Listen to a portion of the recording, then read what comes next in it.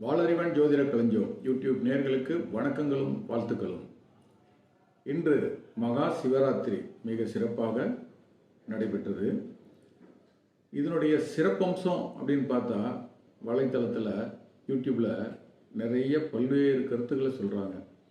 ஆனால் என்னுடைய ஒரு 4 ஆண்டு கால ஆய்வில் இந்த விஞ்ஞான ரீதியாகவும் ஆன்மீக ரீதியாகவும் இதை ஆய்வு செய்ததன் அடிப்படையில் இதை பற்றிய ஒரு கருத்து. பொதுவாக அமாவாசை அப்படின்னா அதுக்கு ஒரு பவர் உண்டு. கடல் ஓதங்கள் ஏற்படுவது, உடல்நிலை பலவீனமானவங்க அவங்களுடைய மரணம் ஏற்படுவது, இந்த மாதிரியான சில சக்திகளும், அதே நேரத்தில் பௌர்ணமியில் சில அபூர்வ நிகழ்வுகளும் சக்திகளும் இந்த பிரபஞ்சத்திலிருந்து கிடைக்குது. இது நம்ம சூரியனுக்கும் பூமிக்கும் சந்திரனுக்கும் இடைப்பட்ட ஒரு நிகழ்வு அப்படின்னு எடுத்துக்கிறோம். அதே மாதிரி ஒவ்வொரு மாதமும் அமாவாசையில் என்ன பண்ணுறாங்க, முதல் நாளில் சிவராத்திரி அப்படின்றது ஒரு நிகழ்வு நடக்குது. கோயில்களை வழிபடுறாங்க, அதை பற்றி பார்க்குறோம். சில ரொம்ப கருத்துக்கள் குறைவாக தான் இருக்கும் அதில். அமாவாசை, அதாவது மாதம் வரக்கூடிய சிவராத்திரி அப்படின்னு. அதே நேரத்தில் இந்த மாசி மாதம் வரக்கூடிய சிவராத்திரி என்பது மகா சிவராத்திரி. இதில் மிகப்பெரிய அளவில் நிறைய அதிசயங்கள் நிகழ்வுகள் ஒளிந்திருக்கிறது. இதை ஆய்வு பண்ணுறது தான் நம்ம சித்தர்களோட வேலை.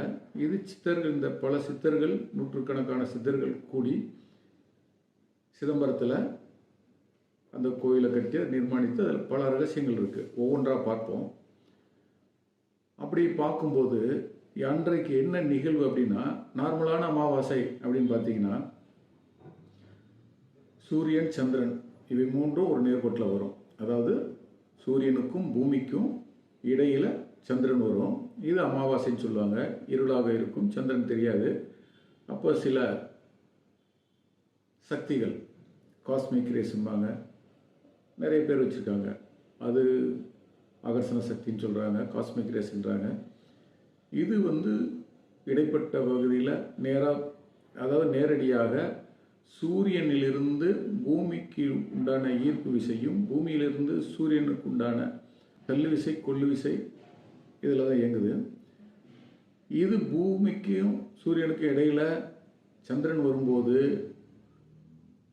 இவை இரண்டிற்கும் உள்ள தொடர்பு பாதிக்கப்படுகிறது. அதனால் சில நிகழ்வுகள் நிகழ்கிறது.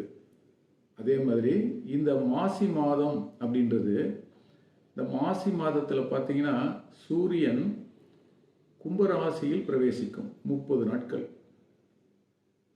அப்போது நம்ம பூமி எங்கே இருக்குன்னு பார்த்தீங்கன்னா சிம்ம ராசியில் இருக்கும். இந்த சிம்மராசிக்கும்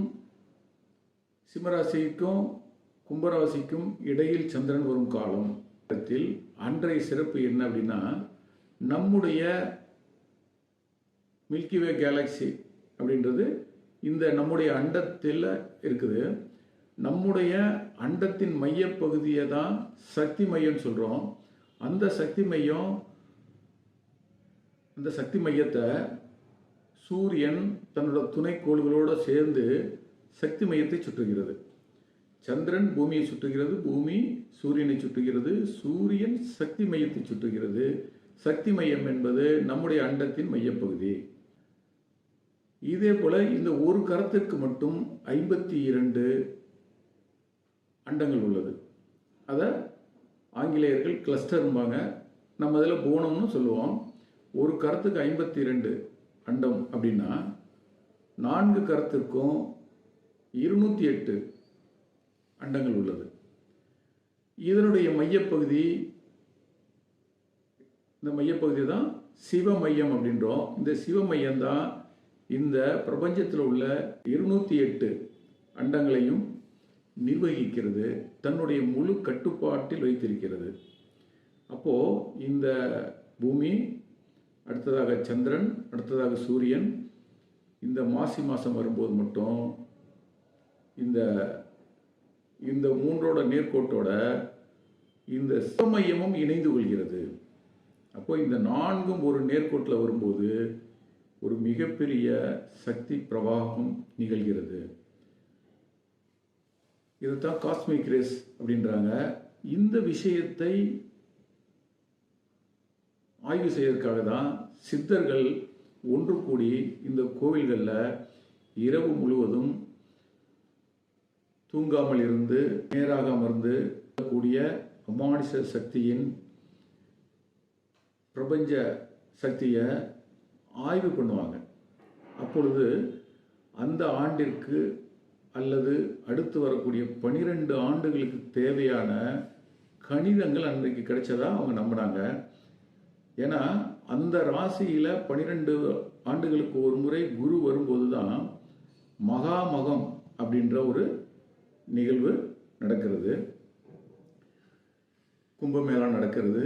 அப்போ இந்த சிறப்பம்சமாக அந்த ராசியில் கும்பத்தில் சூரியன் வரும்போது மிகப்பெரிய நிகழ்வாக நாம் மகா சிவராத்திரி கொண்டாடுறோம். இந்த ராசியில் குருவும் வந்து இணையும் போது அது மிக மிக மிக சிறப்பான மகா சிவராத்திரியாக அமைகிறது. இது நம்முடைய சித்தர்களுக்கும் ஞானிகளுக்கும் ரிஷிகளுக்கும் ஒரு வரப்பிரசாதம் அன்றைய ஒரு நாள் மட்டும். ஏன்னா அவங்களுக்கு அன்றைக்கு தான் அதீதமான பிரபஞ்ச அறிவு கிடைக்கிறது. அணுகுண்டை வெடித்து ஆய்வு பண்ணால் எவ்வளவு சக்திகள் கிடைக்குதோ அதுக்கு ஒப்பீடாக அன்றைய ஒரு நாள் நினச்சிங்க. இது என்னுடைய ஆய்வில் எனக்கு கிடைத்த ஒரு கருத்து, தங்களுடன் பகிர்ந்து கொண்டேன்.